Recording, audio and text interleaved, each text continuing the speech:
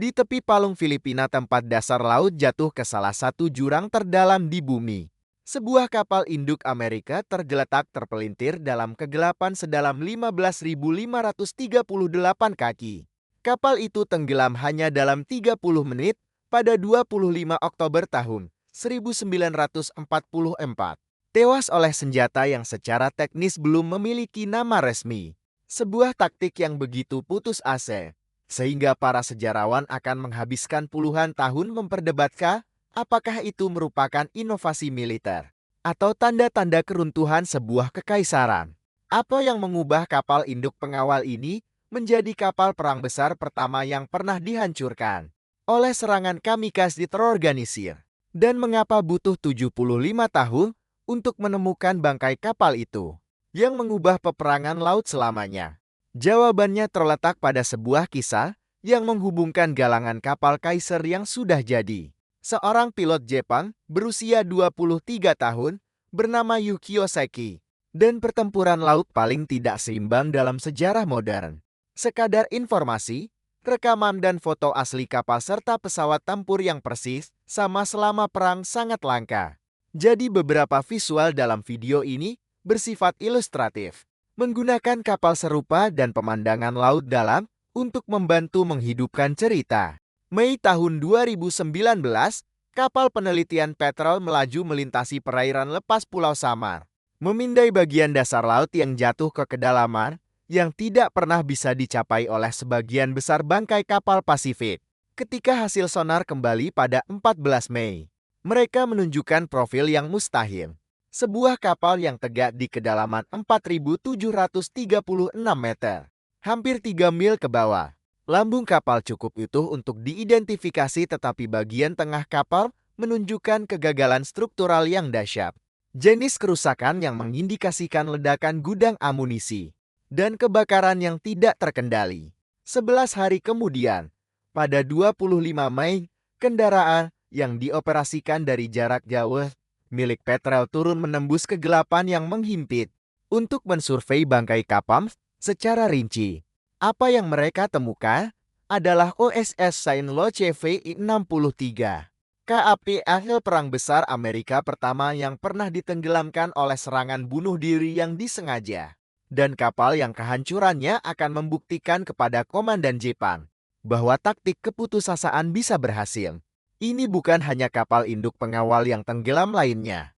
Ini adalah pasi nol dari peperangan kamikaze terorganisir. Kapal yang akan menjadi Saint Lo mulai dibangun sebagai Chapin Bay pada 23 Januari tahun 1943 di galangan kapal Kaisar di Vancouver. Kemudian berganti nama menjadi Midway, dan akhirnya diberi nama Saint Lo pada 10 Oktober tahun 1944. Hanya 15 hari sebelum kehancurannya, untuk menghormati pertempuran brutal di kota Prancis itu, dan mengosongkan nama Midway untuk kelas kapal induk armada baru. Dia adalah kapal induk pengawal kelas Casablanca, salah satu dari 50 kapal yang hampir identik yang dibangun menggunakan metode prafabrikasi revolusioner. Panjangnya 512 kaki dan 3 inci, dengan bobot 10.900 tons, saat bermuatan penuh, dengan baling-baling ganda yang bisa mendorongnya hingga 19 knot. Dari peletakan lunas hingga penugasan membutuhkan waktu tepat 9 bulan. Biaya konstruksinya adalah $6.033.429, kira-kira sepersepuluh harga kapal induk armada kelas Essex. Dia dirancang untuk dapat dikorbankan, dibangun dalam jumlah yang bisa menyerap kerugian. Perhitungan dingin itu akan diuji di lepas pantai Samar, 25 Oktober tahun 1944.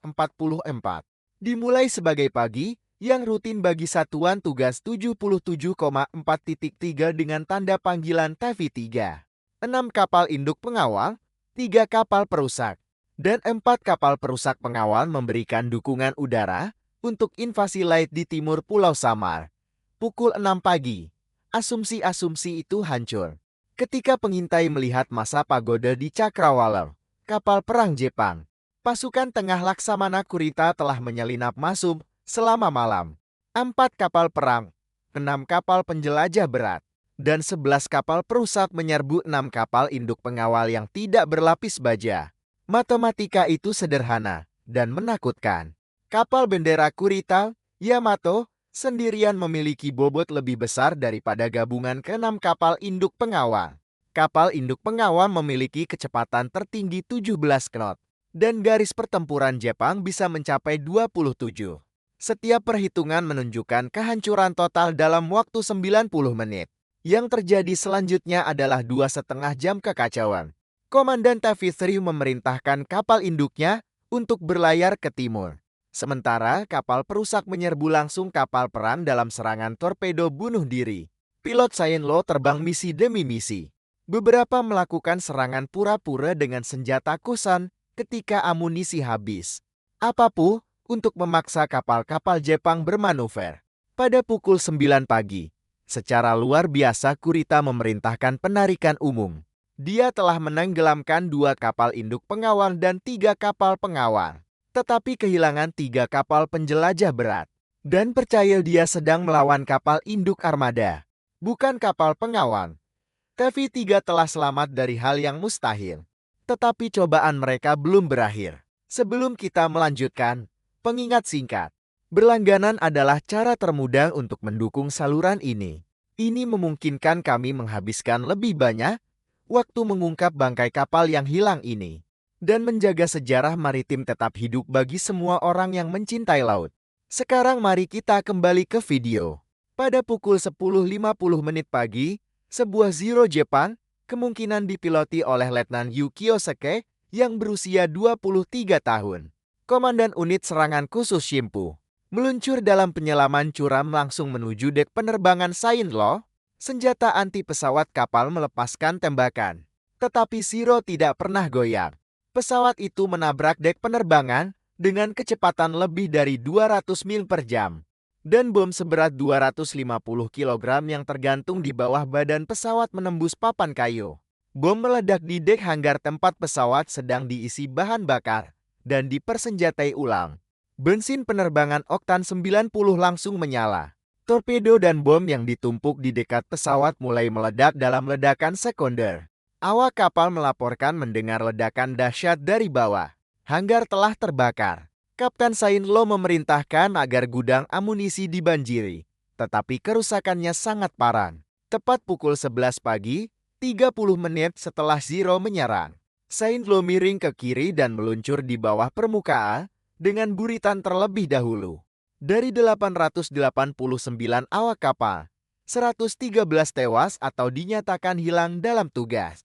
Sekitar 30 lainnya meninggal karena luka-luka mereka di hari-hari berikutnya. 746 selamat. Ditarik dari air yang berminyak oleh kapal-kapal terdekat. Saint-Lo mendapatkan perbedaan suram sebagai kapal perang besar Amerika pertama yang ditenggelamkan oleh serangan kamikaze terorganisir. Dia adalah bukti konsep yang meyakinkan para komandan Jepang. Taktik bunuh diri bisa berhasil. Kehilangannya mengubah perhitungan perang Pasifik dan memaksa Angkatan Laut AI untuk mengembangkan doktrin pertahanan yang sama sekali baru melawan musuh yang memandang kematian sebagai keuntungan taktis. Menemukan Saint-Lo membutuhkan pemecahan teka-teki yang telah membingungkan para peneliti selama 75 tahun. Para penyintas melaporkan perkiraan posisi kapal. Tetapi perkiraan di lautan lepas bisa berarti ratusan mil persegi. Pada kedalaman ekstrem, parit yang lebih dalam dari tinggi Gunung Rainier, dan Anda memiliki tantangan teknis yang tidak mungkin dilakukan hingga baru-baru ini. Kapal penelitian Paul Alla, Petron, mengubah persamaan itu. Diluncurkan pada tahun 2016 dan dilengkapi dengan teknologi eksplorasi laut dalam mutakhir. Petrel dapat memetakan dasar laut hingga 6.000 meter. Dengan resolusi yang cukup baik untuk mengidentifikasi kelas kapal individu. Strategi pencarian melibatkan survei grid sistematis menggunakan kendaraan bawah air otonom yang menarik susunan sonar pemindai samping. Membangun gambar akustik mil persegi demi mil persegi. Bangkai kapal Saint-Lo muncul di sonar pada 14 Mei tahun 2019 di kedalaman 4.736 meter air. Profil akustik menunjukkan lambung kapal sepanjang sekitar 500 kaki yang tegak dengan bidang puing yang signifikan, konsisten dengan ledakan dan tenggelamnya yang cepat. Pada 25 Mei tahun 2019, ROV turun melalui air sedalam hampir 3 mil. Rekaman video menunjukkan bangkai kapal dalam kondisi luar biasa mengingat kekerasan kematiannya. Dengan kerusakan parah di bagian tengah kapal tetapi bentuk keseluruhan utuh dan dapat dikenali. Mengkonfirmasi identitas bangkai kapal membutuhkan pencocokan bukti fisik dengan catatan sejarah. Dimensi keseluruhan yang diukur dari ROV melalui video cocok dengan spesifikasi kelas Casablanca. Panjang tepat 512 kaki 3 inci dengan lebar 65 kaki 2 inci.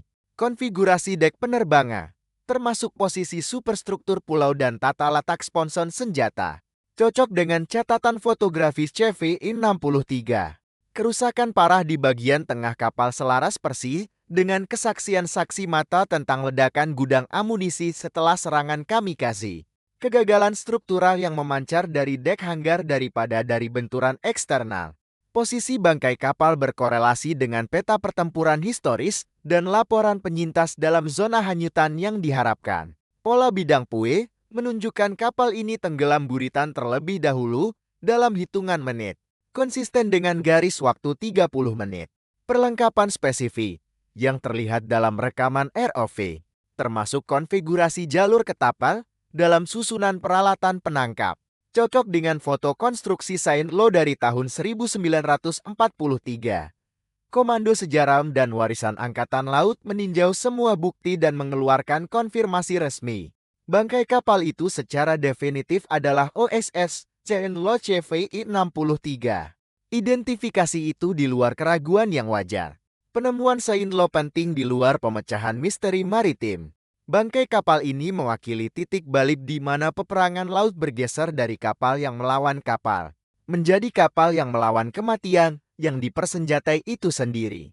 Doktrin kamikaze yang menenggelamkan Saint Lo terus merusak atau menenggelamkan ratusan kapal sekutu, memaksa perubahan mendasar dalam pertahanan udara armada dan desain kapal yang masih bergema dalam arsitektur angkatan laut modern. Kedalaman ekstrem berarti Saint Lo memburuk jauh lebih lambat daripada bangkai kapal yang lebih dangkal.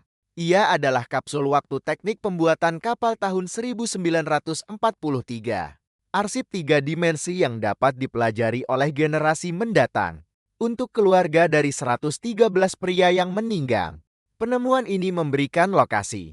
Mengetahui di mana mereka beristirahat membawa penutupan yang tidak bisa diberikan oleh 75 tahun ketidakpastian. Kapal itu tidak lagi hilang. Para prajurit tidak lagi dinyatakan hilang berdasarkan undang-undang kerajinan militer yang tenggelam. OSS Saint Lo adalah kuburan perang yang dilindungi. Tidak ada operasi penyelamatan yang diizinkan. Tidak ada artefak yang boleh dipindahkan. Dan tidak ada gangguan yang diizinkan tanpa otorisasi eksplisit dari Angkatan Laut. Bangkai kapal itu milik kru yang tenggelam bersamanya dan keluarga yang mengenang pengorbanan mereka. Saint Lo dan krunya adalah bagian dari Tavi 3. Sebuah kekuatan yang memenangkan kemenangan paling tidak terduga dalam sejarah Angkatan Laut modern. Dan membayarnya dengan darah dan api. Mereka menghadapi kapal perang dengan kapal induk pengawal. Menjawab meriam 18 inci dengan meriam kecil 5 inci. Dan entah bagaimana bertahan cukup lama untuk membuktikan bahwa keberanian dapat mengatasi matematika. Para prajurit Saint Lo tidak tahu bahwa mereka akan menjadi catatan kaki dalam sejarah kamikaze. Ketika pesawat Zero itu menukik ke arah dek penerbangan mereka, mereka hanya berusaha bertahan hidup di pagi itu. 75 tahun kemudian di dasar Palung Filipina, Saint Lo berdiri sebagai monumen untuk harga membalikan keadaan di Teluk Leyte. Dan pengingat bahwa beberapa pertempuran dimenangkan oleh mereka yang tidak pernah hidup untuk melihat kemenangan.